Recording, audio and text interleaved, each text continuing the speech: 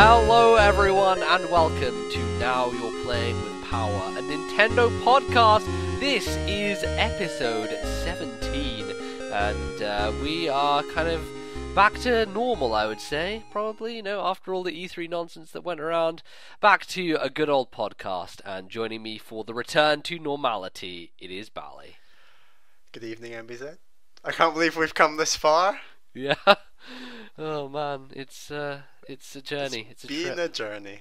And it still shall continue to be, and that will continue with the show today. So we are going to just be having a normal thing going on with 3 segments, and Bally has a bit of an outline for that, so why don't you let us know? So first we're going to talk about what we've been playing as normal, and then we're going to get into a bit of your emails, and then finally we're going to wrap up with a segment on our guilt logs. So these are the games that are the classics. They're the biggest games that Nintendo have ever made and produced, and basically we've not played them. Yeah, the spots in our backlog that we never got to. The chink in our armor. Right, exactly. Those. It's like you go to someone and you expect them, if they're a gamer, to have played that game, and then you find out that they haven't. Yeah, and then you have to sheepishly be like, actually, I've not played that. It's like a pile of shame, although like a little smaller than a pile, but still, it's the thing. So we're gonna work away on that in the coming future. Yes, indeed. But we'll get into that later. So we'll get to those, yeah. So let's kick it off, shall we? Should we just jump right into what we've been playing recently? And Bally, both of us were away on holiday, went into the sun to different parts of Europe, and basically didn't have our consoles with us, so I was playing handheld games for the majority of the time. What were you playing on your 3DS, Bally? So I brought my 3DS on holiday to Mallorca. Yes. And I continued to work my way through one of the ambassador games, and that game was Wario Land 4.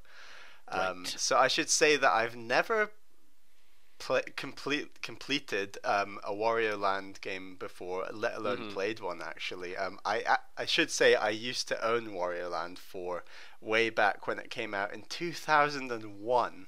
It came out that far ago? What? Yep. It was one of the earlier GBA games.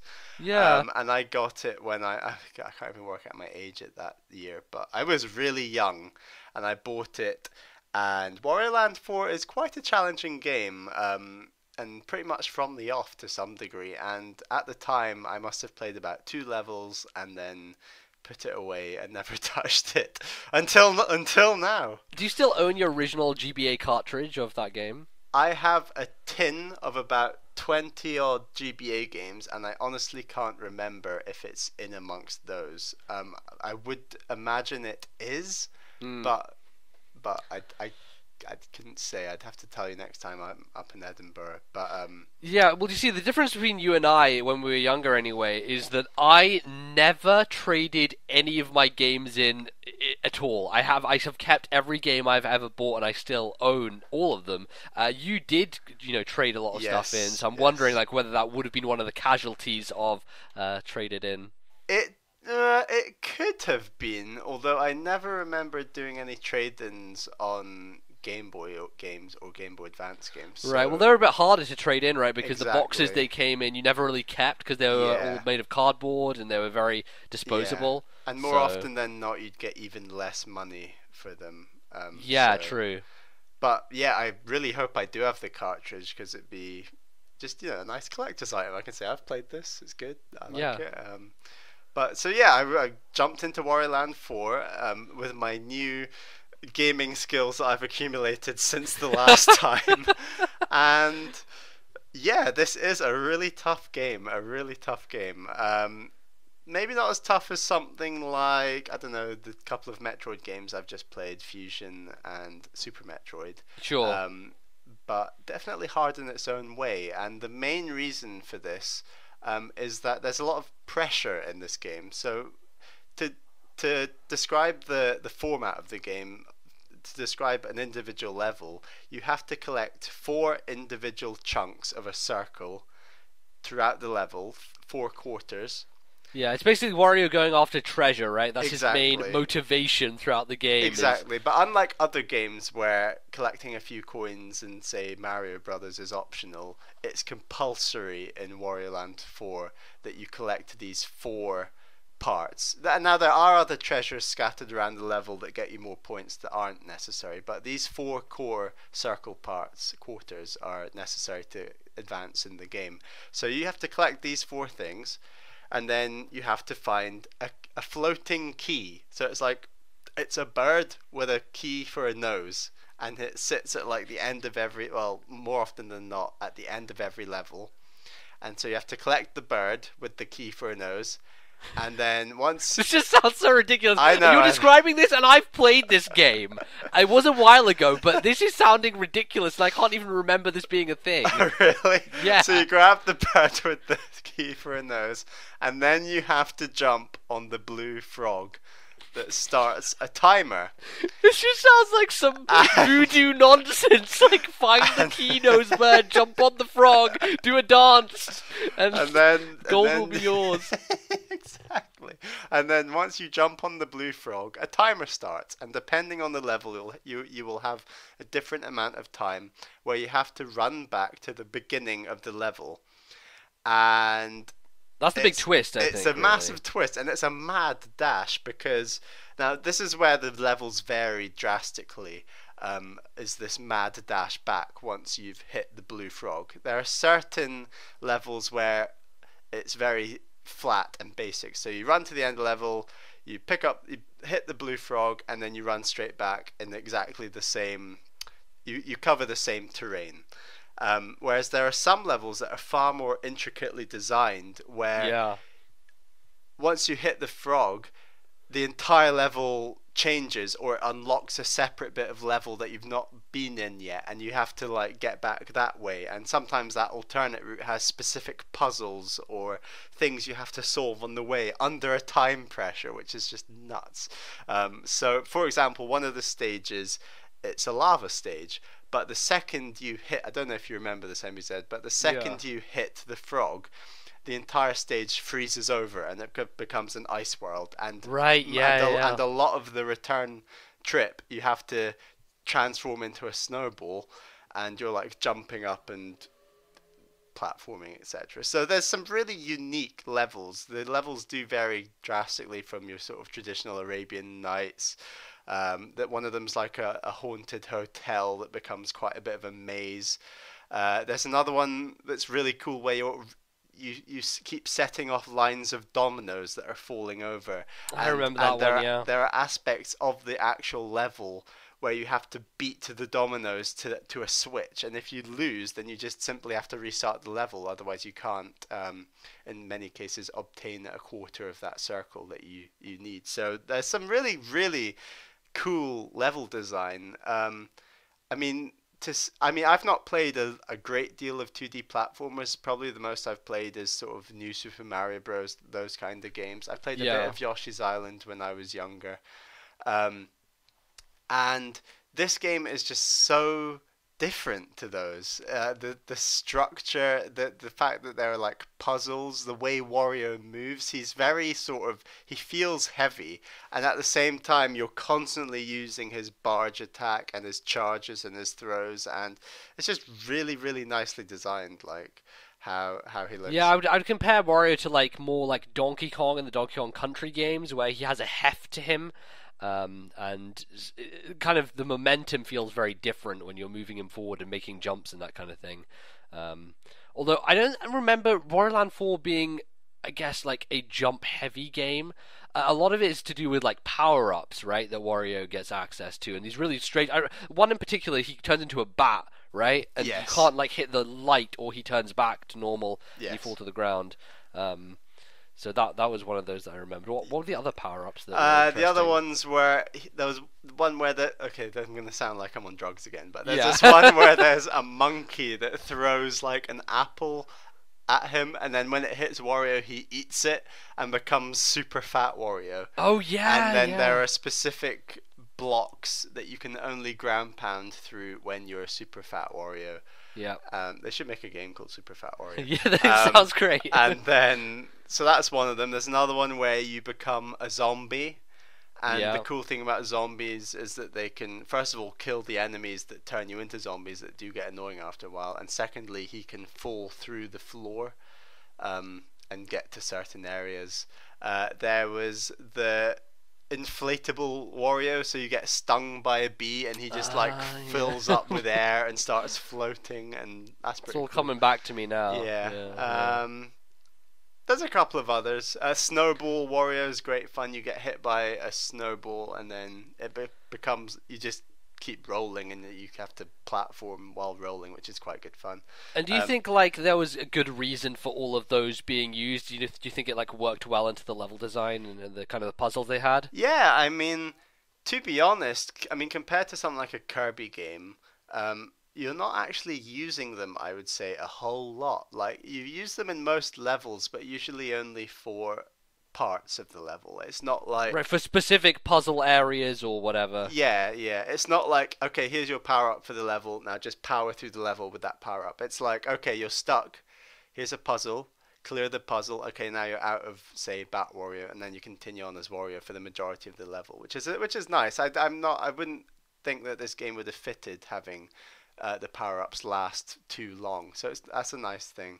I should say that the toughest part of this game, by a long way, I should also add, I never actually ran out of time once in this game, other than the bosses. Yeah, well, I was going to say, is the timer the exact same amount for each level, or does it vary depending? No, that's the thing.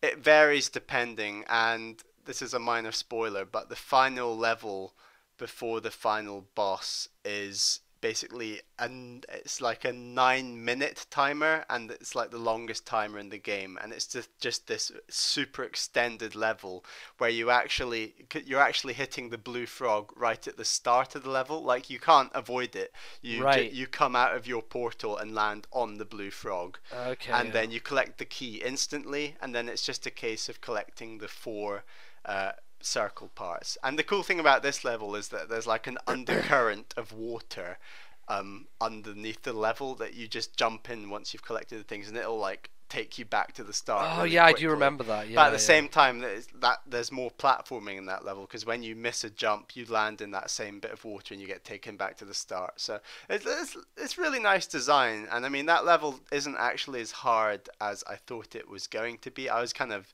shitting my pants thinking, oh great, this level is going to take me forever, and it didn't actually. It took me a couple of goes. I actually went in and out of that level twice, collecting individual bits of puzzle, so I wouldn't have to come back. Well, I would have to come back, but I didn't try and do it all in one go and risk running out of time, so that was fine. But yeah, the bosses, they are super hard, and they're not hard in the sense of, oh, they're really hard to hit, or you simply always run out of time. I mean, time is a big pressure, but it's only a pressure because these bosses have so much health, and it takes so many intricate... The bosses themselves are like puzzles. They take intricate moves to unlock the point which you damage to do damage to them. So it's sort of like, unlike a Zelda boss, you expose their weak spot, you hit their weak spot, you do that maybe 3-5 times, you win. This, you have to do a series of things just to expose that weak spot, and if you miss any one of those chain of events, you're back to square one. And it's so tough, just in general to very punishing bosses. I remember. Yeah. I just multiple attempts. The final boss as well was just a gauntlet. I do recall, and it was one of those things where you kind of hitting your head against a wall, but you know you can do it. You just need to concentrate and kind of buckle down and get through it. But exactly, it's just concentration, and they're really well designed bosses. They're all as mad as all the other enemies I've been describing and stuff like that.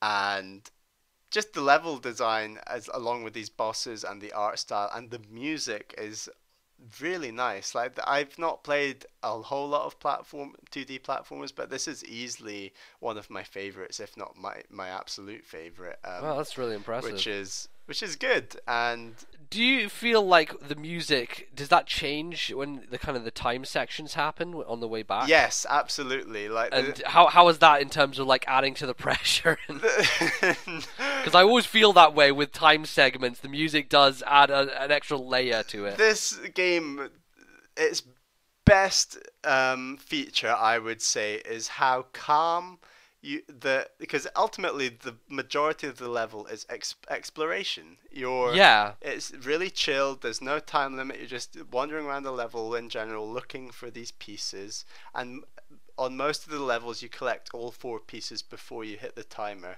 There are some where you don't, but on particularly the ones where you do, you hit that timer, and then Wario's like, it's got really good voice acting, and Charles Martinet is actually, you can really hear distinctly what words Wario's actually saying, which is quite unique for an early GBA game like this one. So when you hit the blue frog, it goes like Wario, and then like the music just speeds up so much, and it's just like, I swear the graphics changed to some degree as well. It like flashes a little bit, and then the music, they add on this extra like it's not like a athlete breathing, but it's some sort of like, it's like you're on like you're on drugs, but it's like it's really hard to describe, to be honest. It's this strange sound effect that they add that makes it sound like time is going faster. So that's obviously a really hard sound to describe, but yeah, then you just sprint back through the level, and it is really satisfying. But overall, great game. And if you own a Wii U, this is on the Virtual Console now, and I'd highly recommend it for £6.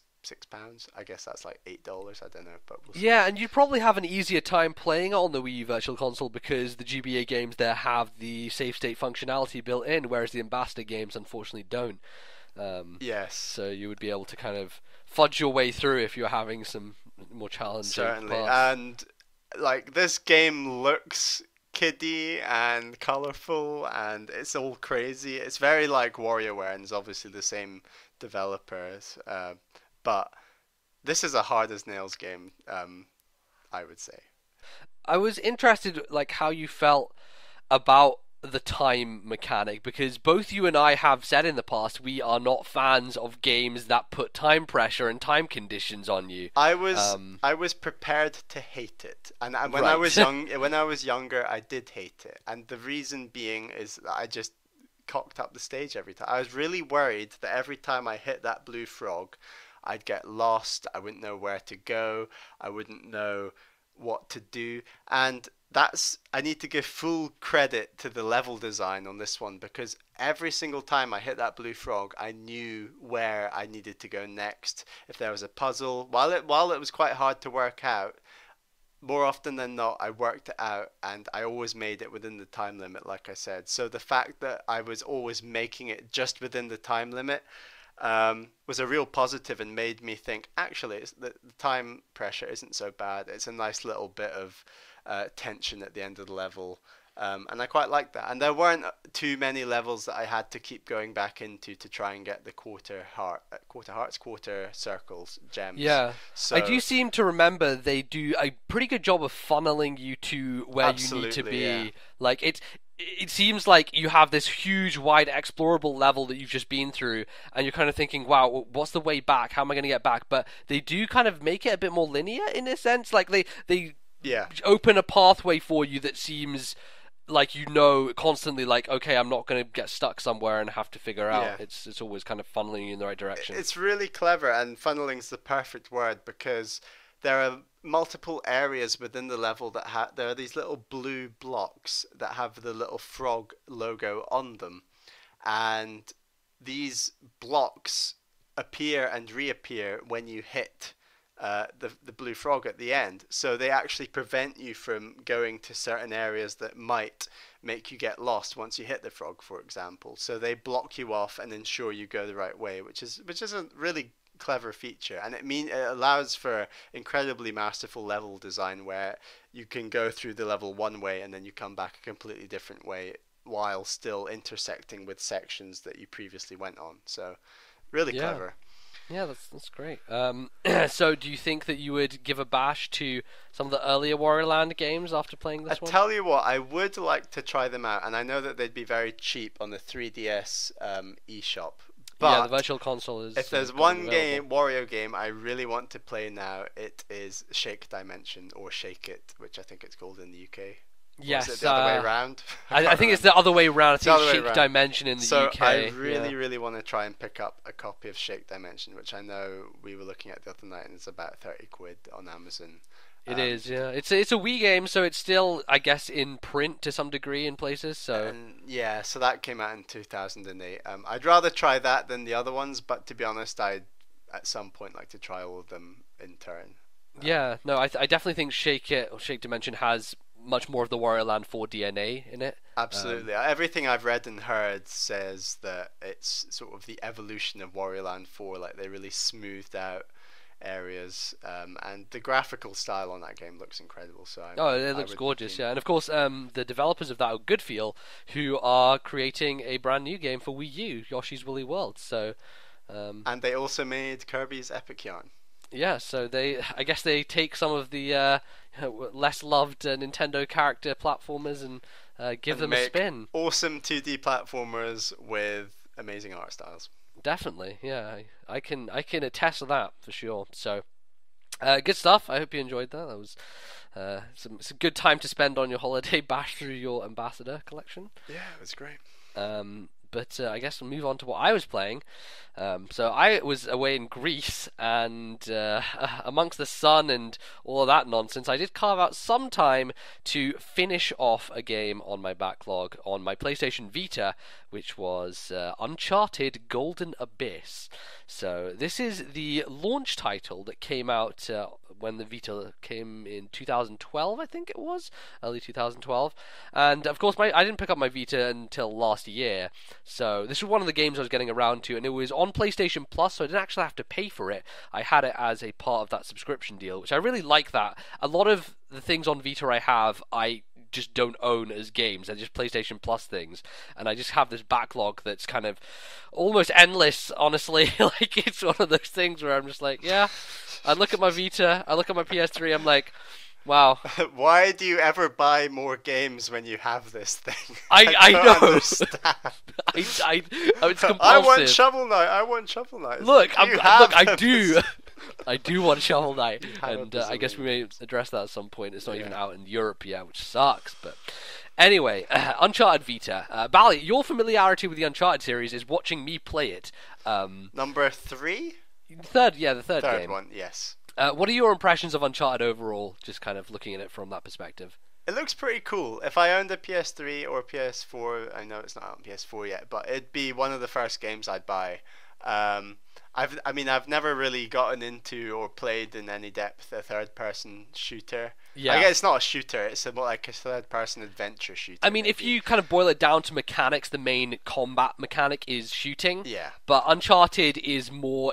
It does have a lot of that, but it also contains a lot of platforming, and a lot of kind of exploration of environments, and that kind of thing. So you can boil it down to being a third-person cover-based shooter, but I think there's more to it, and especially like the whole the story, the idea of being a very cinematically portrayed and voice-acted game is certainly a big thing. I mean, being a Nintendo fanboy to some degree, it's the best thing about being a Nintendo fan is that you have all these exclusive games that only you can get on Nintendo systems, and I will honestly admit that Uncharted is one of those games that I'm very envious of sort of PlayStation and Sony owners, because it looks like, and I know for a fact that it is an amazing game, and it's just something I can't play, but no, it does look great. I think it's very different to kind of Nintendo's style because it's so focused on narrative and on character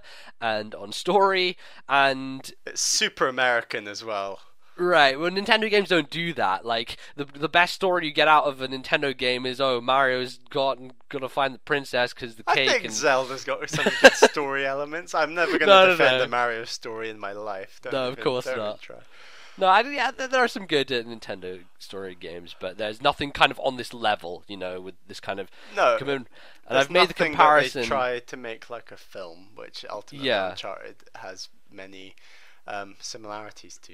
Yeah, well, I made the comparison before of playing Metroid Other M before owning the first Uncharted game on PS3, and kind of putting Metroid Other M down, playing that, and like playing the first two games in that series, coming back to Metroid Other M, and just realizing how vast a gap there was between the kind of the standard and the quality of the voice acting and the narrative, because I didn't know any better the first time I played it, and first time I played Other M, I was stunned. I was like, holy shit, voice acting! Oh my god, this is crazy, because I'd never seen it in any Nintendo game before. But anyway, I should probably talk about the actual Vita game itself. So I was about 10 chapters from the end. It's actually a pretty long Uncharted game as far as they go. They usually run around 8 or 10 hours, which I like because you're not kind of overbearing. It's not going on forever and ever, and it's all kind of tightly wound in, so you can bash through it pretty quickly. But I think it's a pretty solid game. I think it's definitely the weakest of every Uncharted game. And there's 4, right? There are 4, well, yeah. Now so there'll be the 5th one will be on PS4. Exactly, even though it's going to be called Uncharted 4, but that's because the facepalm. No, well, it doesn't. There's basically there's the trilogy on PS3. This is the Vita game. It's not the same canon. No, well, basically, this is a prequel. It's a prequel, so it happens before even the first Uncharted game happens. And so, I mean, the story, there aren't a huge amount of stakes for it, because that, no one's going to die, because all these characters turn up again. There are some new characters they introduce, which are okay. I don't think they're as strong a cast as the main kind of trilogy cast. But they do a decent job, and I think it's still a very impressive Vita game. I don't think it's as impressive as when the system launched, because you had that initial impact of the visual fidelity of that, that handheld. I think it's kind of aged a little poorly, but it still looks almost as good as the first PS3 game, which is really impressive for something that you hold on your hands. But I think my real problem with this game, and there's a little bit more negative than there is good, is that it feels like an early DS game.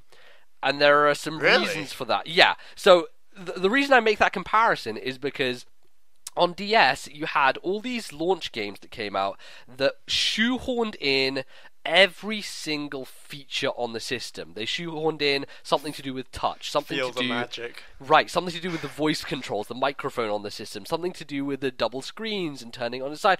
All this nonsense of trying to use every single feature of the system, and that is what Uncharted Golden Abyss does. It uses the back touch, it uses the front screen touch, it just makes you kind of use all these annoying little things that aren't well implemented. Like, for example, in Tearaway, that does a fantastic job of actually making you feel like those features are worth it, and this just doesn't. It's kind of hard to describe, but Tearaway does. It makes you feel like you're a part of the experience. All the things that they have you do with the back touch and the front touch feel very intuitive. And this is kind of the opposite of that, where you're using the front touchscreen to do melee combat, like punching people, which is just the worst idea in the world, and I don't like it at all. It's not well put in, and it just feels strange. Not only that, the last 2 boss battles are all touchscreen controlled. And I was like, what the fuck? Like, I had this horrible problem with Mario & Luigi Dream Team, where one of the last bosses was this thing where you turn it on its side. Those features are quite shoehorned in, aren't they, in that game? Yeah, they're terribly shoehorned in. And you have to like really concentrate on this really hard boss that is not well implemented, and the touchscreen controls aren't very good, and you're just kind of trying to get through it. I felt the same thing about this, because like you mess up once, and it's like, whoops, back to the beginning of the boss battle, and you're like, fuck's sake, my hands are sweaty. I can't get the screen. I'm sweating in grease here right now. Exactly. So hot. My fingers were always really sweaty, so I couldn't get the touchscreen to do what I wanted it to do. And it was just so frustrating. But it's literally, the last 2 boss battles are like, so how it works is it will show you an arrow on the screen, and it will point in a certain direction. So it will kind of go into slow motion, and the arrow will come across the screen, and you see the arrow, and you're like, okay, right, swipe in that direction, and then swipe in that. And this is like successive swipes and swipes again and again and again. And I just think it was a really bad end way to finish off the game. I enjoyed the story, but I think that was just a little bit stupid. So yeah, it's it kind of soured me a little bit at the end, but I still think it was really enjoyable.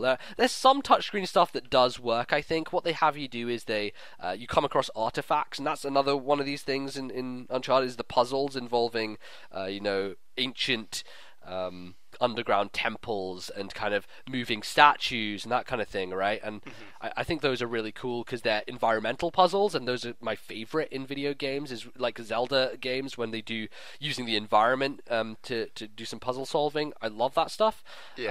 And some of it is you're using the front touchscreen to kind of rub off some dirt from an artifact and kind of find it and turn it around, and use the back touchscreen to flip it around and that kind of thing. So I think that's kind of intuitive and that's kind of neat and nice. But it really did feel like they were just putting these features in for the sake of it. Would you say that you liked the touchscreen elements when they weren't to do with action and more puzzles, but then the second that, say, like a boss where I'm assuming the touchscreen implementation is quite action based and you're under time pressures, would you say that's where you liked it and didn't like it?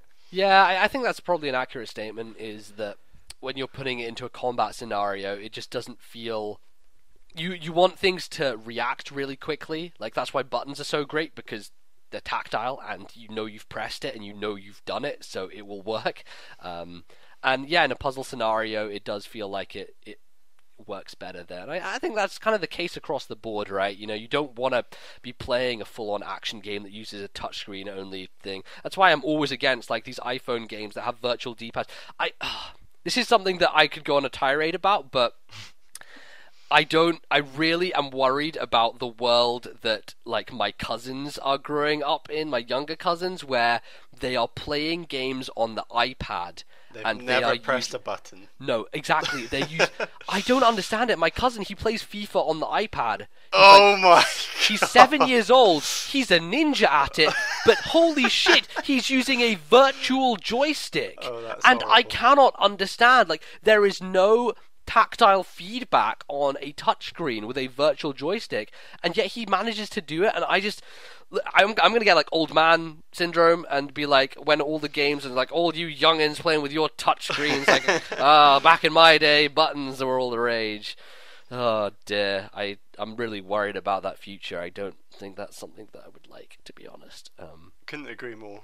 Yeah, but I would say that Uncharted Vita is totally solid. I think it's definitely one of the best Vita games out there, in terms of something that's kind of a AAA quality. And I think the thing with Vita now is that, Shuhei Yoshida, the kind of head of Worldwide Studios, recently said that they're not really concentrating any more first-party efforts to Vita. So I don't think there are going to be games with the scope of Uncharted being made by Sony for the platform anymore, which sucks. I think that's a real shame, but the system isn't doing too well, and they're focusing on PS4, and again, you can use the Vita as a remote play device for that system. So if you wanted to, I guess you could play Uncharted 4 on a Vita via remote play. I mean, between the 3DS and all these iPads and touch games that we were just talking about, it must be an incredibly tough market for Sony to try and sell handheld systems. Yeah, I definitely think so. It's a premium product. It's more expensive than the 3DS, and I just don't think there are enough people out there willing to have a second or third. I mean, I think the 3DS for some people is like a secondary handheld device because lots of people treat their phone as their primary one, right? So to have a tertiary one in the Vita is a little bit of a stretch, and it's a bit of a shame. But I think like they are creating a sequel to Gravity Rush, that game that I played earlier this year, which I really enjoyed, and that may well come to Vita. I don't know. They may push it as a PS4 game. I hope not, because the Vita was a great platform for it, and I really enjoyed it, and it was unique and a new IP and everything. So I don't know. Maybe something like that will happen, but that is pretty much it. We finished up Uncharted Vita, and I'm glad to have it behind me so I can play some other stuff, like Xenoblade, which I've been going through as well. But with no touch controls. No, I should mention I've played about 35 more hours of Xenoblade since the last podcast, and I am getting somewhere. And I'll probably talk about it when I finished it eventually, when that happens. But we'll get to that when it does occur. So finally. come back in 2 years and we'll talk Yeah, about it. exactly. Anyway, I think we're going to wrap up this segment here, but don't go anywhere. We'll be right back with your listener mail. See you in a bit.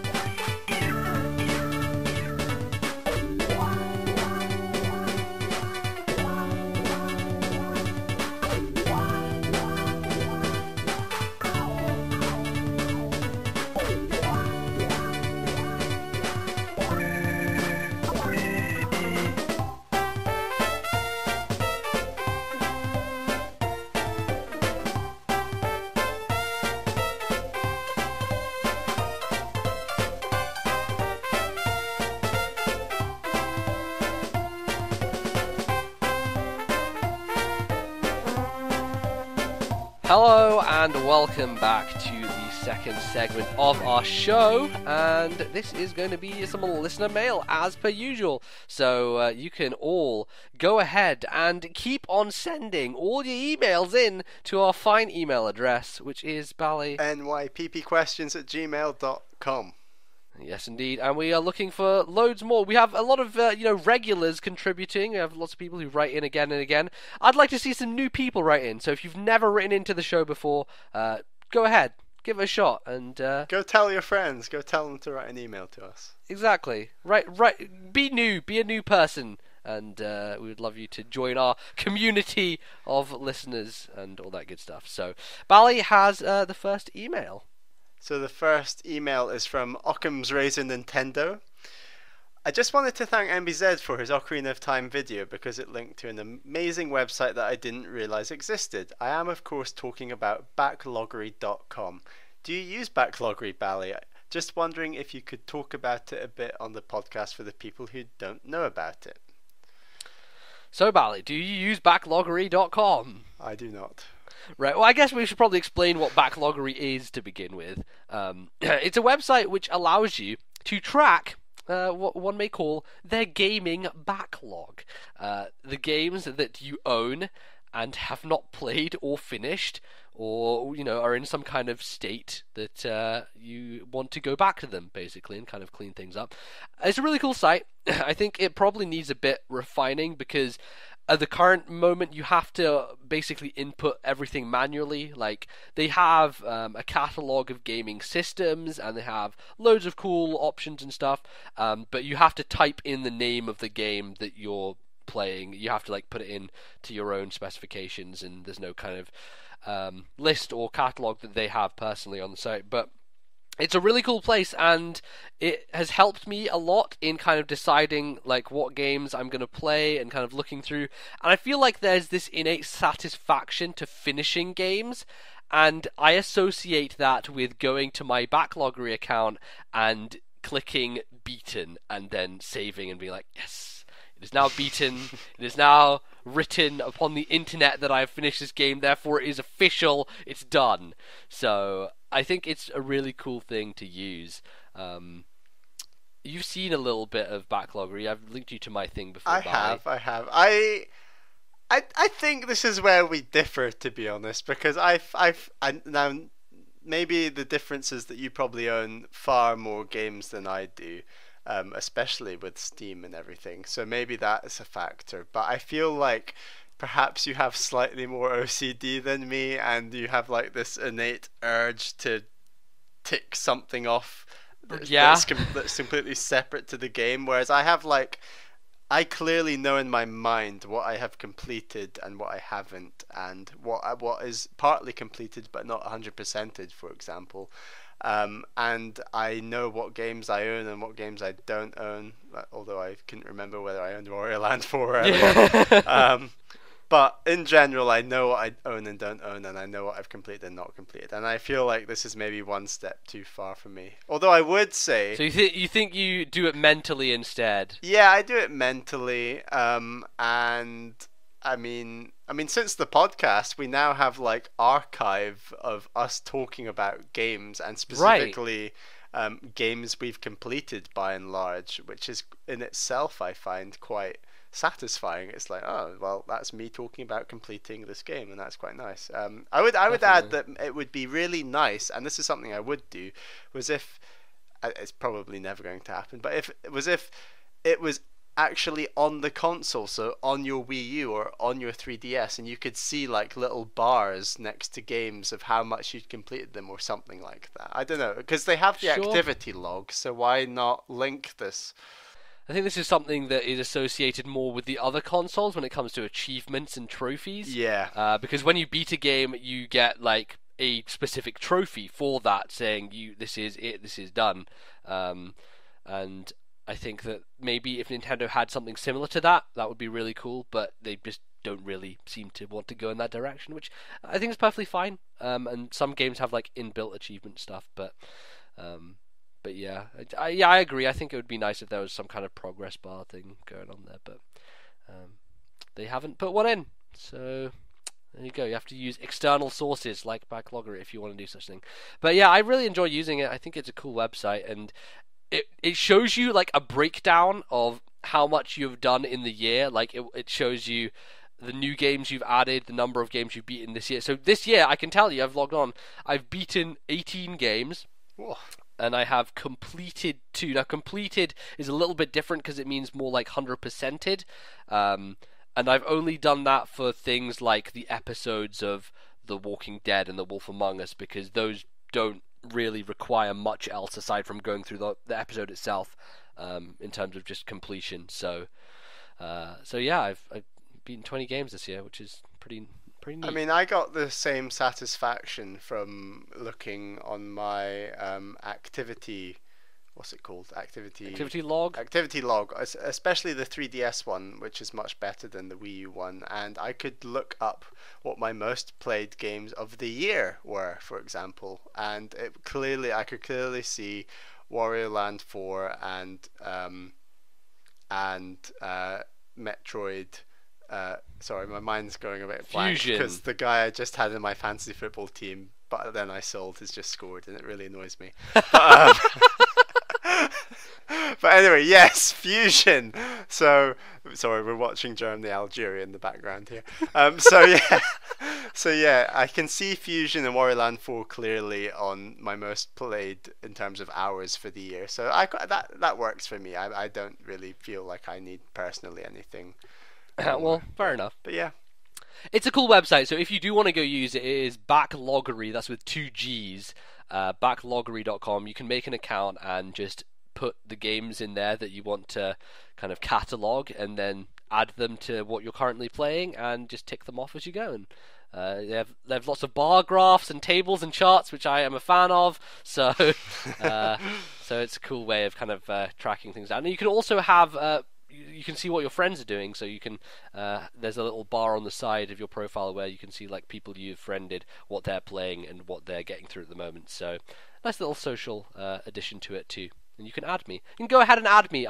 My account is NBZ, backloggery.com/NBZ. So there you go. Cool. Anyway, we'll move on to the next question. So we have an email from Cal White. Dear NBZ and Bally, do you think Nintendo will make a standalone Fire Emblem title for the Wii U, or just stick with the Fire Emblem Cross Shin Megami Tensei? So we haven't really heard much about Fire Emblem Cross Shin Megami Tensei to begin with, right? Nope. That was announced like... Quite surprising that it wasn't at E3. Yeah, I mean, they were actually, there was a question asked about it in the roundtable for Codename Steam, while I was reading the live blog of that going on, and someone asked, what is happening with Fire Emblem Cross Shin Megami Tensei, does this new game impact its development, all that kind of stuff, and apparently, no, it is all going to schedule according to them, and They didn't say much else apart from that. What is their schedule? When does the game come out? What is the progress bar like? Doesn't seem that they have much more to share about it. But I believe it is Atlas working on the game as opposed to Intelligent Systems. They probably have some people kind of overseeing it and helping out a bit. But I believe the main development is being handled by Atlas. So I don't know. That game is still a thing that we await before we can even kind of entertain the idea of a Fire Emblem Wii U game. I certainly would like to see one. I know, there is a tradition of having console Fire Emblem games, started on the NES, and there have been games for the GameCube, for the Wii, for Super Nintendo. I think N64 was the one which was left out, but yeah, I think a standalone Wii U Fire Emblem game would be amazing, and probably something that Bally would be interested as well. Yeah, I think so. I've obviously not played much Fire Emblem. I was too embarrassed to mention in what we've been playing that I tried. I tried my mission I'm stuck on in Sacred Stones again and failed, so that's another challenge I need to overcome. But yeah, no, I'd definitely be keen on a Wii U Fire Emblem at some point, and I'm sure one will come in the near future. Yeah, well, the thing is, I feel like the 3DS is a system where they're concentrating much more on those kind of games, right? And the 3DS is doing a lot better, and after the success of Awakening, it seems like they kind of want to stick to that platform. Although, if they did make a Wii U full-on Fire Emblem game, then I think it would be a real graphical showpiece like Awakening is for 3DS, because I think they could pull a lot of power out of that system and make it look like a really nice game. So, if anything, that's one thing to kind of look forward to, potentially. But maybe we'll get that with the cross game. Who knows? Who knows what that's going to look like and how that's going to pan out. But yeah, I think it's definitely a distinct possibility. I just don't think it's happening anytime in the near future, unless they want to kind of hand it off to another company. But I don't think they'll do that. So there you go. Have a question from Lucas the Captain here, and he wants to know, who do we want in Smash Brothers? Just generally anyone in Smash Brothers. I can't. Which character do we want the most, and why? The most. Well, there are a few that people are holding out for, right? I mean, we're getting closer and closer to the launch of the game, and there are some kind of main characters who haven't even been announced yet who should probably be in the game, like Captain Falcon and like Ness and those kind of people. Ganondorf, Jigglypuff, yeah. Yeah, it's I don't know how that's going to pan out and how many more new characters we'll get. I really want those characters, the big four that have been in lots of... Ganondorf's not been in all of them, but the other three have been in all of them. So I'm talking about Jigglypuff, Captain Falcon, and Ness have been in all Smash Brothers so far. And I'm sure you can throw Ganondorf into that group of being highly likely to be in the game. I would really like to see those four characters, particularly Captain Falcon and Ganondorf, be reinvented or redone completely, because I really hope actually that they, having played Wind Waker HD, I would love to see the Wind Waker Ganondorf in Smash Brothers, because he's got cool. the dual katanas, yeah, and he just looks awesome, and there's Toon Link, so why not Toon Ganon, and it would be lovely. Man, I would love a bit of Toon Zelda as well, just all three of them. Toon Zelda, yeah, Tetra? exactly. Yeah. Tetra, that's a great shout actually. But I think she would be a great character to have in there. She's a much more kind of sassy and combat ready Zelda than any other version of Zelda throughout the series. So I think she's actually a good fit for Smash Brothers, honestly. Yeah. I mean, I've said it before on the podcast, but it'd be nice to have Ridley. And yeah, Ridley's the big one. Again, I iterate that Phoenix Wright, Professor Layton, I think those guys would be really cool to have. And there's some cool third-party characters there already. We got Mega Man and we got Pac-Man, for God's sake. But I think there's the relationship with Capcom and with Level 5, they can pull some strings, get Phoenix Wright and get Layton into the game. I think those would be just really funny characters, because they're totally not characters that can fight at all. And like the Wii Fit Trainer, I think their movesets would be pretty hilarious. So so I'm totally down with that kind of stuff. So there you go. So I have an interesting question from Chris Dwong. Are you interested in the book Console Wars by Blake Harris? It's a description of the war between Nintendo and Sega back in the day. I personally have not read it yet, but from what I hear, it's a good read. You should check it out when you can. So, this is a book that I have heard of, and they're actually in the process of gonna be making it into a movie as well. Really? Yeah, they are, and it's essentially this guy Blake Harris has gone around and he's got interviews with people who used to work at Sega of America and people who worked in Nintendo back in the day, and the book is essentially all about the struggle that Sega had against Nintendo and their rise and their fall and all of that stuff about the advertising campaigns like Sega do what Nintendo don't, those slogans and it's kind of the era of now you're playing with power, right? That slogan that's obviously the name of our show and is from an old classic Nintendo slogan. And it's well known that like Sonic only came about because of Mario and the lack of a sort of cute character, a mascot that they could get behind. Yeah, they need an iconic mascot. Yeah, and I think Sonic was like market researched, like he was basically group tested or whatever you call it. Kids like hedgehogs. Right, and people would be like, hey, I want him to have cool boots and him to have like be really cool, so they made him really cool. Yeah. and that was kind of the image that they went forward with. But I think it's a really interesting time in general because it to some degree mirrors what's going on today with Sony and Microsoft and that kind of massive thing and the console wars and flinging shit at each other and all this nonsense. And I'm definitely interested in reading it. It's something that is kind of enticing to me, and I don't have a really good knowledge of that time because I wasn't really gaming at all. I was a bit too young for that. So we're talking mid-80s? I'd say like early 90s, yeah, or 90s? late 80s, yeah, mid to late 80s, early 90s. I think, yeah, it was around Super Nintendo time. It was like Genesis, I think Sega Genesis Master System. Because Sonic was never in 8-bit ever, was he? He was always he started on 16-bit. I believe so. Yeah, I believe he did. So that's kind of when the whole thing was blowing up, and like Nintendo at the time had this huge hold on the market, and the fact that Sega actually did something to kind of penetrate that and gain some traction in North America was crazy to say the least. And I think a lot of it concentrates on that. And I think the book is actually told from a more kind of fictional perspective.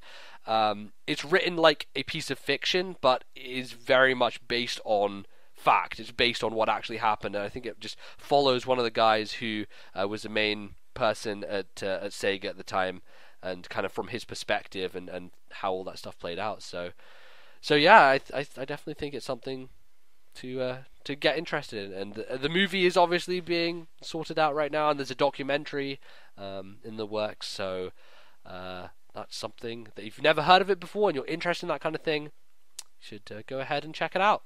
Console Wars is the name. It's by Blake Harris. So there you go. Nice question, Chris. That was a good one. Alex is wondering, do we think there's a chance that Paper Mario will be in Smash? So, back to the idea of Smash characters and kind of taking people from the same series and doing different things with them. We have Toon Link, right? So I think maybe Paper Mario is a possibility. There's a chance. There's always a chance. Never say never when Wii Fit Trainer makes it. Never say never when Sakurai is at the head of a game. I actually think it's a really cool idea, honestly, because Paper Mario is very distinct, and his style and the games he comes from are very different from your standard Mario fare. And I think that he could do some really neat stuff, like especially from Thousand Year Door and like the idea of the Paper Mario series being an RPG is you have a lot of companions with you, and they're like Goombas and Koopaling characters and Boos and stuff who all kind of go along with you and go on your adventure. So I think there could be some cool moveset stuff happening with him, with those kind of things implemented. But I think it's definitely a possibility, and yeah. Could be something that could happen. I probably have a few other characters before I'd have him in, but yeah, I wouldn't mind. So we have quite a long question now from Easy Adventurer. So I'm not sure what I really expected to hear, but I was kind of expecting for some sort of Wii U price drop. I assume at E3, and I didn't get my wish. I was setting my sights on E3 as a turning point for Nintendo to do a price drop on the struggling system, but nothing arose. I recently purchased a limited edition MK8 game to get a blue shell because I'm a sucker for all that stuff, with the intention of getting a console soon. I'm sure you're aware of the free game download that comes with MK8, absolutely. That offer is limited, however, and if I don't pick up a console soon, I mightn't get a free game, which I will be buying at some point, whether for free, digitally, or a hard copy. So this is my predicament. Wii U is still too expensive for me to justify right now, but I can get a free game which in essence will save me money. I accidentally stumbled on US Target's site, which has brand new 32GB consoles game bundles for $299 or 318 Australian dollars, which is 178 Great British pounds. Currently, the going rate for a console is around 420 Australian dollars, 393 US dollars, or 234 Great British pounds, and the absolute cheapest I can find is still $375 or 209 pounds. Still seems like a ridiculous chasm to me, but whatever, I'm Australian, I'm used to it. But a UK console is also PAL, and even though they're region locked, Oz UK seems like it would be compatible. I'm very much considering importing from the UK if I can, and if it could potentially save me more money. I haven't fully checked up on UK pricing though. Sorry about all the numbers and conversions. Hope Bally doesn't struggle too much to read it all out. Oh, don't worry. I nailed it first time. Absolutely. Any thoughts or opinions on this? Prices, importing, and region locking. Thanks, guys. Keep up the good work. Well, a bit to unpack there, I guess. I'm going to have a drink. Yeah, you go ahead and do that. So, he is in Australia, right? So he has the issue of everything being ridiculously expensive when it comes to games and when it comes to, you know, just electronics across the board, I feel. So the cheapest he could find is £209 for a console. Now, when the Wii U launched in the UK, I believe it was £250 or it was £300. Yeah. Was it? Wow, it was. I bought mine for £300 on launch day. So the fact that you can find one for $209, I think is still pretty decent, to be honest. Yeah. Obviously, it's not the best you could hope for, but if you are looking to import, then I think that going with the UK is probably a good idea. The thing with the UK and Australia, which is nice, is that they are both the PAL region. So not only do you have the fact that it will work with the electronics, it will work with the TV, but obviously Australians speak English, right? They don't have to worry about, you know, getting some kind of weird language and all that stuff happening. So it works in that sense that you can buy something. I believe, you know, don't take my word for this. I just believe this is true. That you can buy a console from there and the games will work across the board. I don't think that region locking applies. I never knew this before this email and you talking about it. Actually, it's never something that's come up. Yeah, so I don't know. He seems to believe that if he bought a UK console, that it would be region locked in Australia for Australian games. And the thing of getting around that is that you could just buy everything digitally, right? Because then you don't have to worry about the region locking, because everything comes out on the eShop anyway. And when you're going to be buying on a UK Wii U, it's going to use the UK shop. That's how it works. If you buy a Japanese Wii U and you bring it and use it in the UK, you get access to the Japanese eShop. So you're going to be paying in Great British pounds for games digitally, which will probably end up being cheaper for you anyway in the long run because of the, you know, conversion rate that's happening between Australian dollars and the pound. So I think that it is actually a real viable thing, and if you can find a console in the UK and a good import place to get one, I would say that's probably a good bet. The one thing I would advise about is import tax, because this is something that I had to deal with my custom capture card 3DS, and I'm not sure how it works in Australia, but in the UK, when something is shipped from abroad and it is over a certain value, or over a certain size or weight or whatever, import tax applies. And so I got hit with an extra £60 for my 3DS capture card, which I'd paid $500 for up front anyway, and I was paying an extra $60 on top just to have it delivered to me. So what you want to do is you want to have a look and make sure that the price that you're being hit with for the import tax is not going to be as big to make it more expensive than buying from Australia itself. Wow, that was really complicated and super, like, getting into the niches of imports and all that nonsense, but that's what I have to say about it, really. Any thoughts, Bally? I was just going to say how smart it was by Nintendo to have even put you in this predicament in the first place by making you buy the system with their offer in relation to MK8. Yeah. I think, like, it was just literally Nintendo being like, right, people aren't buying the Wii U. Here's a free game, now's your time to buy, just like blackmailing you. It's just hilarious how effective that market. No, it's not even marketing. It's not even that smart. Well, it is smart, but it's not overly complicated. It's just, here's a free game, and now it's time to buy the system. And it's interesting that that's worked. I think it definitely has pushed people over the edge, just because a lot of people are interested in Mario Kart 8. It's the big title on Wii U. It's the one everyone wants. But some people can't quite justify buying a system for a single game. Like, I think we're kind of out of the era of the killer app at this point, and you're not going to buy a system just for one game. So by kind of positioning themselves where they can say, here is an amazing game that you really want the system for, but maybe you want a little bit extra, you get this game and you get something else. So the proposition to the buyer is doubled, essentially, because you're getting double the games for the same price, and it just makes the console, it makes the purchase seem a lot better to the end user. So it's I think it's a smart thing. And, you know, of course, you know, when they're packing in things like the blue shell and, like, he's been tempted by it, that's an extra thing on top. So I guess it makes sense there.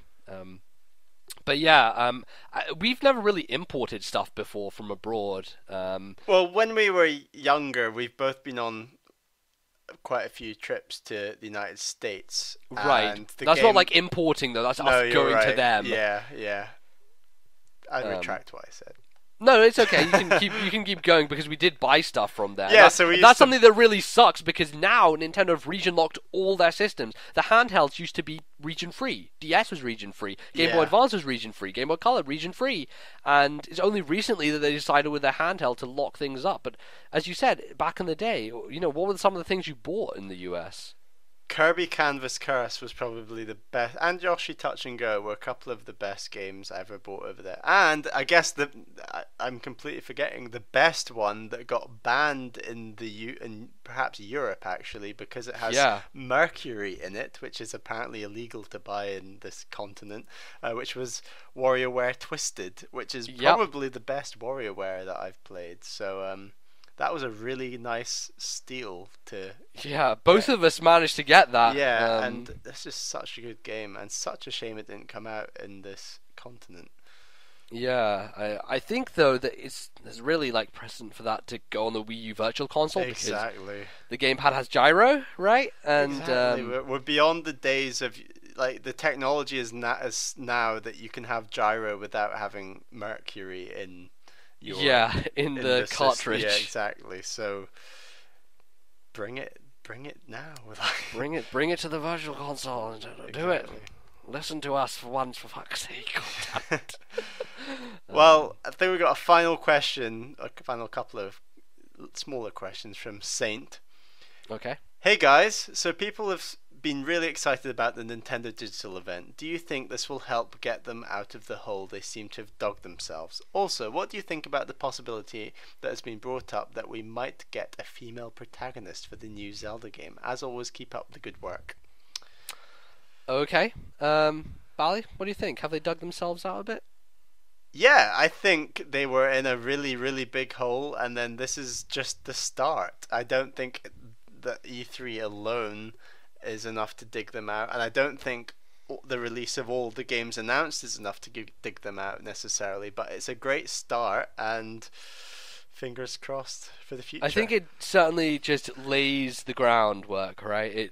It it's got me excited about Nintendo for the first time in a while, because they really haven't had anything that's really made me like feel confident in the system that I have, and you know that they're going to be supporting it, and there's going to be some great games on it. But now it's kind of like, yes, there are these awesome experiences coming, and feel fully justified in having the Wii U and being an owner of that system. So yeah, I agree. Like, they do need to do a lot to get themselves out of where they are, because I don't know if they can make this system, you know, a success even on the level of GameCube. But if they push it, I think maybe there is a chance that will happen. And I think, like, this was a point brought up by Johnny Metz from RFN, that, you know, a lot of these games are 2015. But what Nintendo are going to be doing this year is building the install base with their big hitters, with Mario Kart 8 and with Smash Brothers. Those are two titans, these two gargantuan franchises that will get people to get the system. And then next year, when all these kind of smaller software titles arrive, then, you know, start building the kind of attach rate there. If you take Wii Fit and Wii Sports out of the equation, weren't those the two best-selling titles on Wii? Smash Brothers and Mario Kart? Yeah. I think New Super Mario Brothers probably is higher than Smash. Right, really? Okay. Yeah, New Super Mario Brothers shipped like 30 million. It's ridiculous. And we Play, obviously. Yeah, we Play as well, but that's, you know, that's part of that branding. Yeah. But yeah, I think Smash Brothers is definitely up there as well. It's like at least a 20 million mark. So yeah, that makes sense. It makes sense that they would do that. So, are we gonna have a female protagonist? So this is an interesting debate that started and finished around the week of E3, and it was kind of like spurred on by a comment, a very offhand comment that Eiji Aonuma made in an interview about the fact that they never confirmed it was Link in that trailer, which I think that was just him being deliberately coy and deliberately just trying to get a rise out of people. But a lot of people took him seriously, and a lot of people were thinking that the new design for Link looks very female and looks very feminine. Did you kind of get that idea when you saw it for the first time? Yes and no. I never thought of it the first time I saw it, but when people were talking about it, I thought, well, maybe, but yeah, it's hard to. I don't think it's definitive either way, to be honest. I think it's open to interpretation for sure.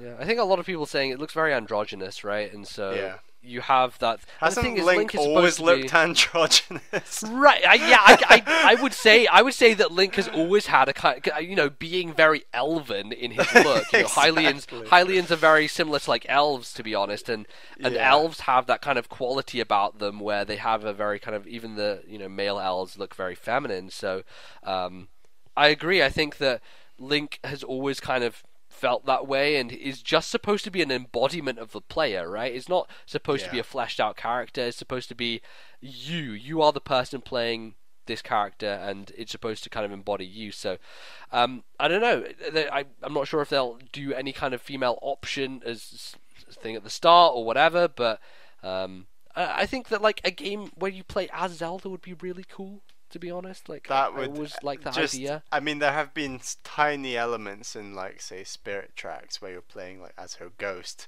for little parts, and like just some elements or some puzzles. I mean, there have been some rumors of co-op and all of this, but anything that introduced Zelda in some way, or a separate female protagonist, just stuff that mixes up the formula would be refreshing.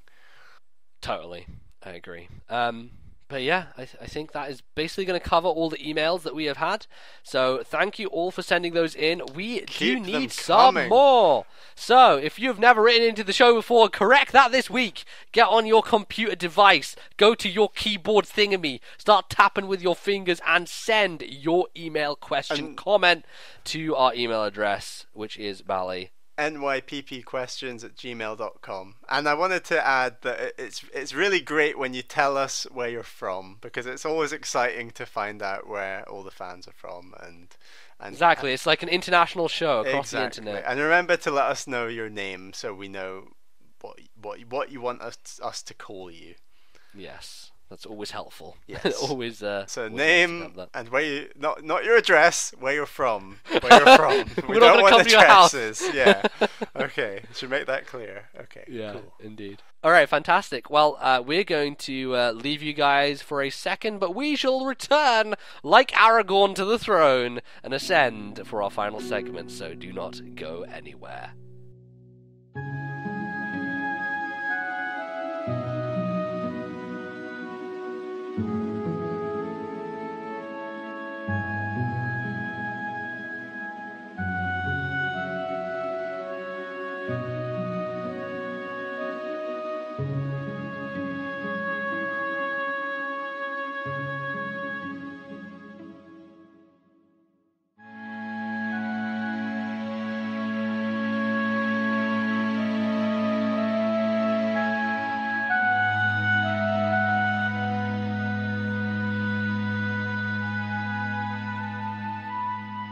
And we are back, rejoining you for our third and finale segment, which we are going to talk about some of the games that we probably should have played in our lifetimes and yet have not. One might call them egregious backlog misgivings, something like that. I don't know. I don't know what to call this segment, Bally, to be honest with you. Guilt log. Guilt log. That seems to be a thing that we come up with. So, Misspent youth. Yeah, right, exactly. We just spent all our time playing Mario Party and Soul Calibur, and that was us. And we missed on many classics. Although we really don't have an excuse at this point in time because so many of these classics available through the Virtual Console, through other means, and there's many ways to play them. For quite affordable prices. Yeah, for not too bad, not too shabby. So, I don't really know how we're going to structure the segment, but I guess we'll just start by talking about start with a game and then talk about it a bit and then move on and then kind of go like that, I guess. Right? Seems like a good thing to do. So, why don't we start with the biggest, in right. my opinion at least. Alright, so the very top, a big game that neither of us have even began to touch to play is A Link to the Past. Legend of Zelda: A Link to the Past on Super Nintendo. Now, I feel like at this point we are much better equipped to go back and dive into that game as a result of both of us playing A Link Between Worlds. Do you think that's an apt scenario, Bally? Yeah, I think so. I think we were both actually quite put off by Ali T. Right. So our friend Ali T, or he has been called Cortez on the internet before. Yeah. He had a bit of a Zelda obsession at a certain point in his Still life. does in Still many ways. And he was basically playing through to completion every single Zelda game he could get his hands on.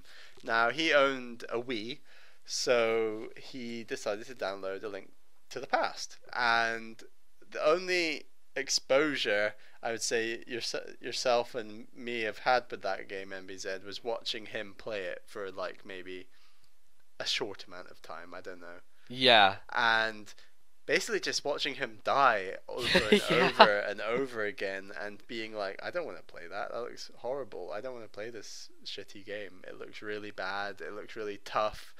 Yeah, this was like 5 years ago, maybe. Definitely. 6-7 years ago, a bit after the Wii came out, and I guess I just did not feel equipped as a gamer or the desire to download that game. We should say Ali T's pretty good at games as well. At least back then, he was pretty talented, maybe one might say, or skilled. Driven. Yeah, I guess, and the fact that we saw him, like probably the most skilled of the bunch of us at that kind of game, doing terribly and dying all the time and getting annoyed and frustrated that he couldn't get far in the game. Something that maybe put me off a bit, and also the fact that it was a 2D Zelda, top-down one, which I wasn't really familiar with at the time, and I hadn't played enough of them, and I didn't really know how it would go, so I just kind of stayed in my 3 Zelda bubble and didn't want to burst it. But I think I had played a bit of Minish Cap by that point. I hadn't completed it. Still haven't completed it. But like, yeah, I don't know. There was just I felt like, oh, it's an old game, it will be broken in some way, or really tough, and I can't be bothered, and I don't want to play it. And I think a lot of those like conceptions have been shattered by playing Super Metroid, in your case anyway, and how well that game stands up. Yeah. These days, just the number of reviews and podcasters and people who talk about Link to the Past and what a game it was, especially in relation to Link Between Worlds, which we both played and enjoyed thoroughly. I feel like I'm really in a position now where once I've cleared out a lot of my backlog, I'll definitely pick up this game on the Wii U Virtual Console and play it through, and I'll probably enjoy it quite a bit. Yeah, and I think we will have the benefit on Wii U Virtual Console of save states, which LET didn't have the option to do on Wii. And so maybe a lot of that frustration and those hard parts will be alleviated by having that option available to us. Yeah, and the Wii U is just such a luxurious console to play games on, in my opinion, especially Virtual Console. Just with having the gamepad, and it's such a nice option to have. Yeah. If you feel like you don't want to look at the TV and want to just focus on something before, like often in the morning, I'll just pick up my gamepad and play a bit of a game before doing anything else in the day. And it's just nice not having to think about anything else and just having the gamepad. Yeah, that's very true, and I think it's at some point we're gonna have to do that. We're gonna have to go for Link to the Past. The next one is another Zelda game, one which I am less keen to go back to, and that is Majora's Mask. I don't know about Majora's Mask. I think what they would have to do to get me to play Majora's Mask is to do like they did for the Ocarina on 3DS and remake it and change some of the stuff about it so that it isn't as focused on... Well, that's the thing. If they change the mechanics about the time stuff, it's not really Majora's Mask anymore, and that's really one of those things that I'm not really down with. What are your feelings about Majora's Mask? We were just talking about time earlier in this episode with Wario Land 4, and there is something about the time element of Majora's Mask that is really putting me off. And everyone who I've listened to in terms of podcasts who doesn't like the game, their reasons for not liking the game are, oh, I don't like the time, I hate the pressure. And I think, like, wow, I honestly couldn't agree with you more if I had to play that game, sort of thing. But at the same time, I've never played the game, so I don't know what that pressure feels like. I should also maybe mention that this also falls into the Ali T category in a slightly different way, in that he actually downloaded... Well, he's not actually completed Link to the Past, has he? No. So he also downloaded this game on his Wii. And he's also not completed this game, which I think also speaks volumes that he just found it too tough. I think the time constraints were really frustrating him, and it was also frustrating that one time when you knocked off the power cable while you were leaving and destroyed like 2 hours of progress. Me? Yes, you! I remember, and I'd lost 2 hours of progress of Majora's Mask that we'd been playing. So there you go, Bally. I think my selective memory is erased. It's because you never wanted to think about it again. Yeah, I don't know. There's just that. You're right. I mean, they'd have to remake that game, and you're right. If they change the time element, then it's kind of losing a lot of what Majora's Mask was. Yeah. I know that time element divides fans, and I just have a feeling that I wouldn't fall on the positive side of that divide. Yeah. The thing with Majora's Mask for me is I know what happens. I've watched the entire game on YouTube. I've watched what is one of my favourite Let's Plays of all time is Nintendo Capri Sun's run-through of Majora's Mask, which I think may be a little harder to watch these days just because of the video quality. But when I watched it back in, I guess, 2009, I loved it. I really enjoyed his playthrough of that game. It's not the sort of game I would want to play myself, but the way that he condensed it down, and obviously the luxury of editing on YouTube, you can just cut out all the nonsense of replaying. Like, you have to replay the bosses multiple times, which is a bit weird, and it's not really something that I'm down with. So yeah, Majora's Mask, that's one that maybe we'll get to, but it's not as high up the list as Link to the Past. Trust me. Certainly not. I think another big series that we just haven't covered at all is Star Fox, right? Star Fox is a big kind of blank spot.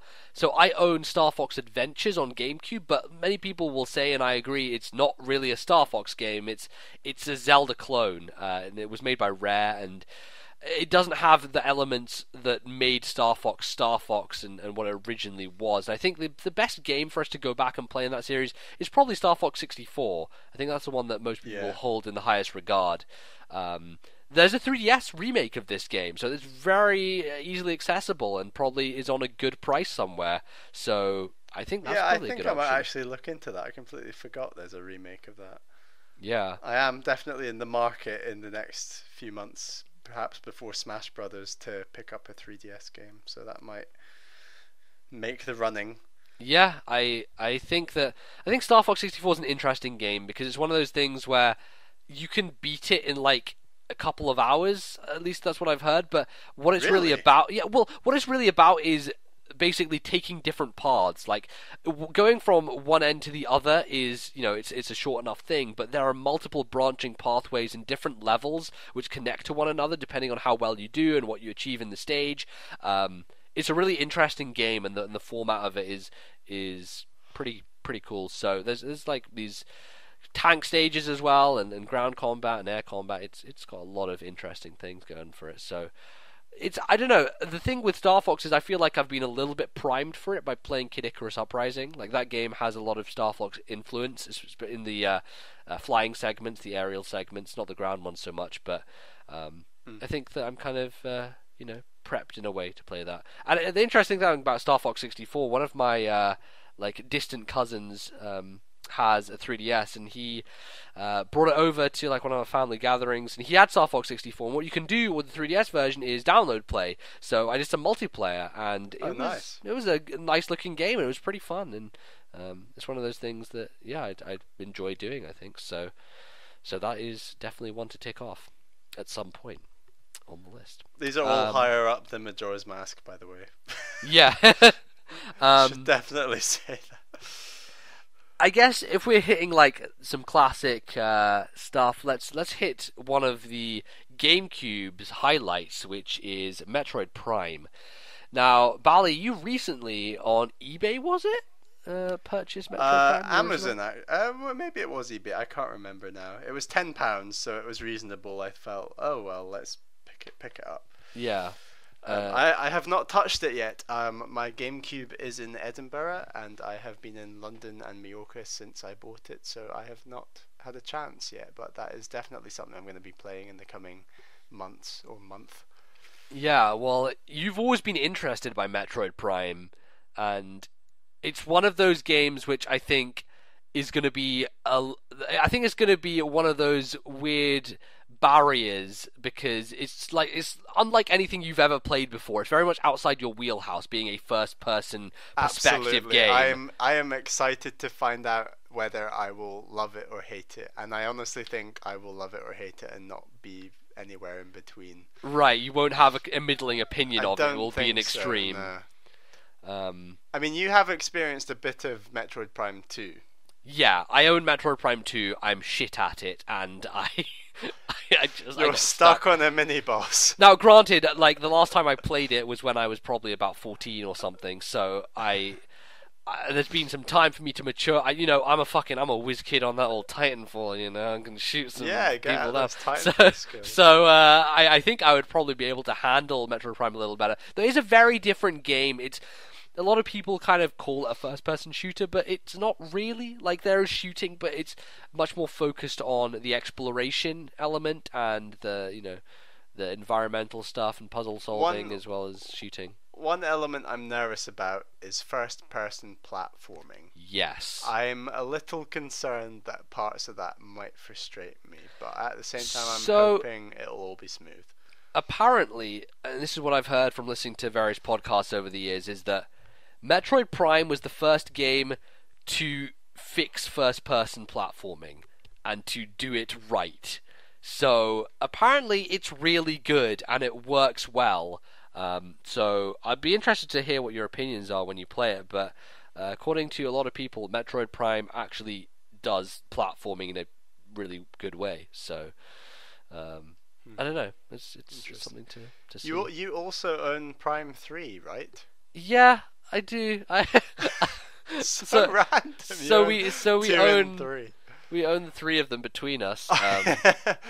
But I've never. Which played is through great any. because if I like Prime 1, then I'll definitely have to get 2 off you and give it a go. Yeah, although 2 apparently there's a boss in 2 which is extremely hard and frustrating and annoying, and they fixed it in the trilogy version. But getting your hands on the trilogy version is one of those really tough to do things these days. You might as well try and get a Virtual Boy. Basically, yeah. Well, I think it's really just super expensive. I think you'll probably get your hands on it, but you have to ship out a lot of money for it. But I think that's a really good package, and it has the Wii remote controls, which are probably much better than using the GameCube controller. So we'll see. I don't know. I'm definitely interested to see how, because you've kind of come into your Metroid renaissance this year, and I think you're kind of you're now primed, one might say, to take this game on. I know a bit of the lore, a bit of the enemies. I know stuff like that. So yeah, I'm excited to see how they incorporated it. And you were saying like really little things, like the energy that's left when you defeat enemies. They make that it's a 3D version of this NES game. Yeah, I think just little things like that will hopefully be quite nice. I think the thing with Metroid Prime is it's really a love letter to a lot of the things from Super Metroid, and I think that you'll really appreciate that stuff now that you've played that game before Prime, which is how most people did it. And is the first one considered the best of the 3? I think it is universally. The first game is the best. I think 2 has a lot of problems, and 3 is a bit more action oriented, and it's a bit more segmented than like a cohesive world. But Metroid Prime, the original Metroid Prime, sticks much more to the Super Metroid formula, I think, in terms of having a singular cohesive world and exploring and all that good stuff. So nice. So yeah, that's a big one. I'm excited to get that off my guilt log. Sure thing. Another couple of games from the classic platforming days, Mario 3 and Super Mario World. Now both of us own one of these. I own Mario 3, you own Super Mario World. Yes. Both of us have played a little bit of them, but not got very far, and kind of gave up because, well, they're pretty hard, and they're a tough game. I think right now that I have the Pro Controller for Wii U, and I also have Mario 3 on Wii U, I think that's a really good way to play it, because I didn't really like the gamepad controls. I'm not really a big fan. Like, playing Super Metroid with the gamepad, I found a bit clunky, so I think using a Pro Controller is going to help me get through that game. And I'm interested to see how much I will rage and want to quit, like one John Lindemann in his epic quest to finish Mario 3. I mean, I when I first played World, I really did struggle, and I just despised the saving system. I didn't get very far, but it's this: you have to get to a castle to save, and I think Mario Bros 3 is the same. Am I right? Yeah, similarly. Yeah, it's just really, and they've even kept that right up to like the new Super Mario Bros. It's so archaic. It's just horrible. It's really one of those things which is like, it's been around for so long, so they keep it like it's tradition, whereas really it's just bad design. It's just bad implementation, and they should kick that shit out of here. I mean, I will complete it. I don't know how fun it'll be. And I mean, a lot of people say a lot of good things about Mario World, so I need some more persuading with that game, but I'm going to give it a go in the future. Definitely. That's a big one. So another huge one is Earthbound, which is a series that is well represented in like Smash Brothers and stuff, and many people love it. It's a very unique RPG, and it is now finally available for everyone on the Wii U Virtual Console. Now, I have experience watching a playthrough of Mother 3, which is the sequel to this game, which only came out on the Game Boy Advance and only came out in Japan, but there is a fan translation of it, and that's what I watched someone play through. And I will say these games are really strange. Like, they're really weird, and I don't know if I will ever play Earthbound, but it's one of those things that I can appreciate on some sort of deep level without kind of going near it. I don't know. I don't think you really have any knowledge of the Earthbound series whatsoever, aside from Ness in Smash Brothers. Yeah, it's... I don't know. There's just nothing about it out of everything I know that massively appeals to me. It just comes across as obscenely quirky and weird, and there's just other games I'd rather play, to be honest. I don't know. Yeah, and it's a JRPG. It's long, and it has some interesting combat mechanics, but I guess you don't have a huge familiarity with JRPG combat systems outside of Pokemon, which is extremely simple compared to a lot of them. So it fits my simple mind. I like it. Does. Yeah, fair enough. Fair enough. There are no Pokemon games on this list because we've played bloody all of those. We've probably played more than most, with including Pokemon Snap and the 2 Stadium games, which we've talked about before on the show. I guess. Like a few big N64 ones we've not mentioned. Which ones do you want to point to in particular? Specifically F-Zero X and Banjo-Kazooie. Right, those are interesting ones. F-Zero, I don't know. I'm not really. That you never owned an N64. Oh yeah, true. Yeah. So I owned a PlayStation, and I was always mad that I didn't have an N64 because I always wanted Pokemon Stadium, and I would stand in the burger. We've all heard the story. I stood in the Burger King waiting to play Pokemon Stadium, blah blah blah, because I didn't have one. So yeah, I think there's a lot of stuff. I've not heard that story. I'm pretty sure I told it on the podcast before. You stood in a Burger King waiting to play. So Pokemon. the Guile, right? Yes. There's the Burger King upstairs in the Guile, and they used to have this a is station. Edinburgh chat for anyone who's a bit confused right now. So they had a station with Pokemon Stadium and N64 set up there. The Guile. And I don't know, because they were giving away Pokemon toys as part of the Happy Meal. Oh, nice. Probably. And I just remember every time I went there would be like some kid, and I would just wait until they were done, and then I could play. I was so happy. I was like in bliss playing Pokemon Stadium. I live quite near the guy. You could just come to my house. I could have done, but it was after school. I needed some food, and then we're going to go home. So it was all about min and maxing. So anyway, that aside, let's talk about F-Zero X and Banjo-Kazooie, why don't we? I'm not really too bothered about F-Zero X. I actually have played it on an emulator on my PC a little bit. That's very honest of you. Well, might as well just get out in the open. I mean, is it on Virtual Console? It probably is. The thing is, F-Zero is not a game I'm going to get into and be good at, so I just wanted a bit of a taste of it, and I think it was during the time when RFN were doing their retroactive on both X and GX simultaneously, so I wanted to get a little bit of a taste for their discussion, and yeah, it's interesting. It holds up pretty well, I think, as an N64 game. I am very interested in this game. The only issue I have is that I feel like I've not experienced enough of GX.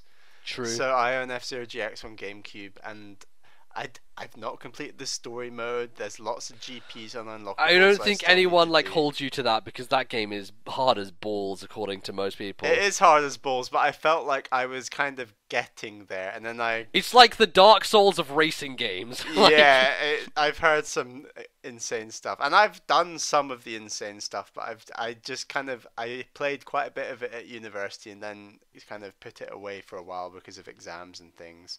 But I feel like between that and Mario Sunshine and Metroid Prime, that I'm definitely going to have a bit of a GameCube renaissance perhaps this summer or later this year. So certainly, definitely gonna do GX.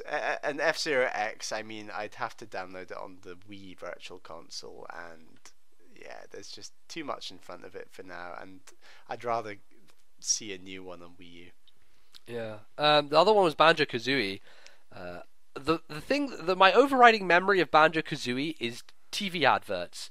Do you remember the TV adverts for Banjo-Kazooie? No. Because they seem to be on all the time, and it was the only way that I ever heard about the game was these advertisements, and I can't really describe them, but they just... they just stuck with me, and I was like, oh, that looks like a really cool game, but I never had an N64. I could never play it, and I don't know. Looking back now, I'm not really too. I don't have a huge amount of desire to go and play Banjo-Kazooie, but I think it's one of the things I missed out on. And I think if I had played it at the time, it would have been one of those things I really held in high regard, like a lot of people do. But basically, it took the Mario 64 style of platformer and kind of built on it a bit and did some interesting stuff with it. It's a really cool game. So, I mean, maybe one day. The thing is, like, I think there's an HD remake on the 360. Like, the thing is that Rare is now owned by Microsoft, right? So, getting access to those titles is really difficult. Situation. I mean, you could potentially find an N64 cartridge and plug it into your machine because you have one, but yes. Aside from that, it's a bit hard to find a way to play it. So, yeah, I just completely missed out on this game. I was nothing like in a frame of mind to play any kind of adventure game when I was the age I was when I bought my N64. I mean, I bought it right at the end of its life cycle, second hand, for £30. That's insane. So we're talking about like 2000. So like the only game that came out after I bought an N64 was basically Pokemon Snap and Pokemon Stadium 2. I think those were the only two games that like were new when I bought them. All the rest I bought my mum would buy like lots of second-hand games because they were so cheap, and she would be like, "Oh, you're doing well with your homework today. Here's a game I bought today for £2." Wow. It's just like, wow, thanks, Mum. And it'd just be like this game. So one of them was called Forsaken, and it's like you fly around spaceships and do shit. And I played all of these games for like maybe an hour each. Although having said that, one of them was Wipeout, and I was very thankful to my mum for Wipeout. Because that is a great game. And I played that before I ever got into F-Zero. I played a bit of that on my N64. Oh, wow. Yeah. Nice one. I've got a really weird N64 game collection. You do, yeah. Probably talk about that one day. One day. It's probably worth quite a bit of money, but sure. Yeah. Anyway, I think there are some big kind of classic NES games that I really want to go back to personally, and the two that I'm thinking of are Mega Man and Castlevania. Now, Mega Man is something, in my opinion, the original Mega Man games are the games on the original NES that hold up the best out of all those classic games. Like, I think Mega Man 2 holds up better than Zelda, holds up better than the original Mario Brothers and Mario 3. I think that game is so good, and I didn't discover it until like very recently, like the last few years or so, because I remember I bought for one of Bally's birthdays, I sent him some Wii Virtual Console games. Yeah. So that was a thing that you used to be able to do, was gift people games through the Wii Shop. I don't think you can do that anymore with Wii U, which is... I heard you can't, actually. I heard that somewhere. It's a bit of a shame. It was a nice feature, yeah.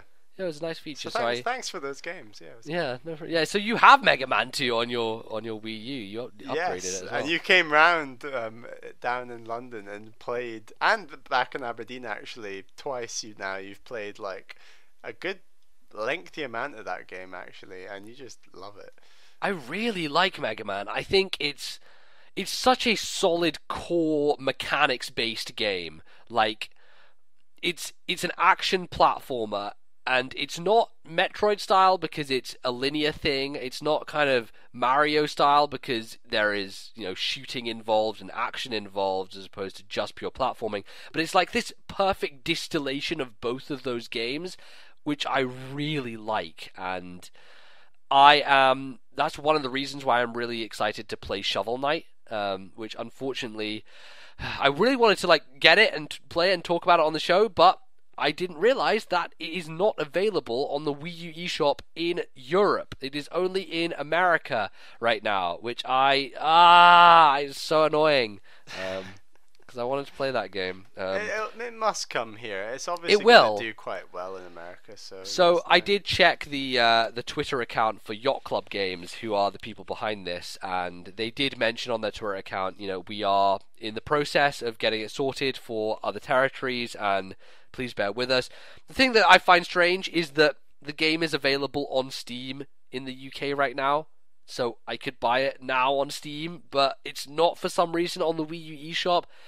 I don't know. I think that's something to do with the consoles and to do with Nintendo's policies, maybe, and how long, all this ESRB nonsense and all that stuff, which I really don't know how long the process takes, and it sucks. But it's one of those things where it's like with digital games, you think that digital games should be day and date across the world, and for some reason it isn't. So that's a game that I really want to get into, and I mean, as time between then, I can play a Mega Man game and get myself primed, get myself ready.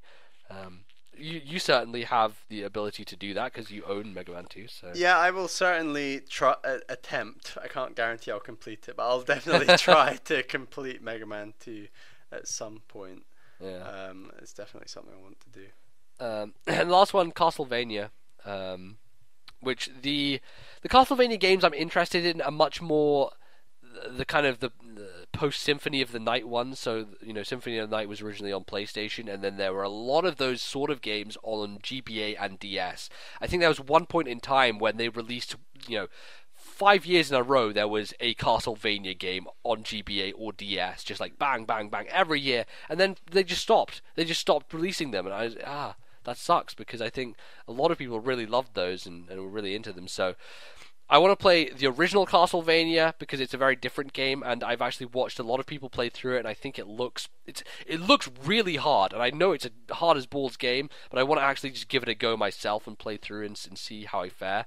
And then on to the more modern ones, which apparently are much more like Metroid games, hence the term Metroidvania. So I think that when a GBA Castlevania game comes out on the Virtual Console, I will definitely pick one of those up, and maybe you should as well, Bally, because having delighted yourself in Metroid Fusion and Super Metroid, I think it may be something up your alley. I might give it a go. Yeah, certainly.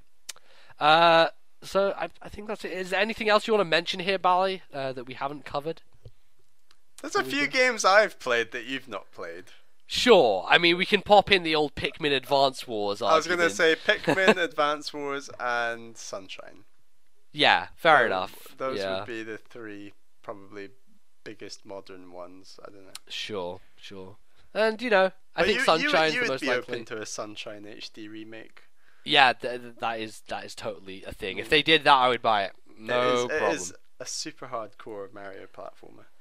Yeah, it's definitely one of the tougher ones. So it is. Cool. Yeah, it's on the list. Anyway, I think we have shamed and named the games that we have not played. This enough. is where we get all our hate mail. Like, you've not played Link to the Past. Oh, we should probably you can add. Send that hate mail to before we go, we should add also, Bally, that you've never played Ocarina of Time as well. I have played it, but only up to like the forest temple, second, third dungeon. Yeah. And I'm probably going to buy it on 3DS and play it through. Sure. Yes. Anyway, so send your hate mail to NYPPQuestions at gmail.com. Yes. So we look forward to hearing all of that stuff from you. As I said before, just continue to send us more emails, and if you're new, get on it. Go. Your name and where you're from. Exactly. So we're on iTunes. Woohoo! We've been there for a while now. It's a good place. I am enjoying it. It's pretty comfortable there.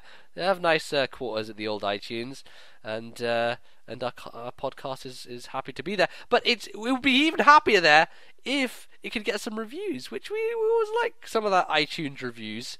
And, who doesn't like an iTunes review? Exactly. And we actually had a new review recently from someone in the US, someone who goes by the name of Lav96, who wrote, I love Zed, so I finally started listening. Literally, I just sit at my internship and listen to these two pass the time.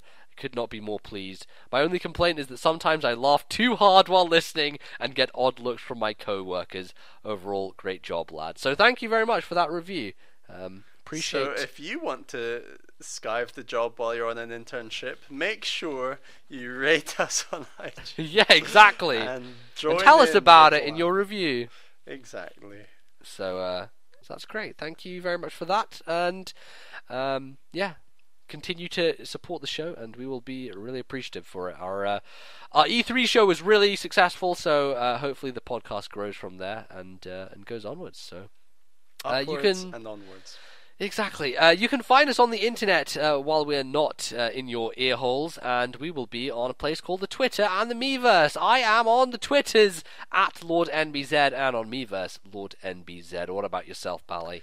I go by the name Ballyman91, BALLYMAN91, and that is also my name on Miiverse, although I've not posted much recently, but I will need to fix that. Yeah, well, you can't really post when you're playing Wario Land, can you? Because it's an ambassador game on the 3DS, and it doesn't have that functionality, unfortunately. But unfortunately, move on to something else, and then maybe a bit of posting going on. So I was actually planning on playing a Wii game this upcoming fortnight, so I'm going to struggle to post. Well, no matter. It's still a good place to go to see some stuff from the past. So. That is going to close us out, but thank you once again very much for listening. We shall return in a fortnight where we shall be talking about more video games, more Nintendo, more stuff. And until then, I guess we will bid you adieu. So thank you very much, and we'll see you next time. Goodbye.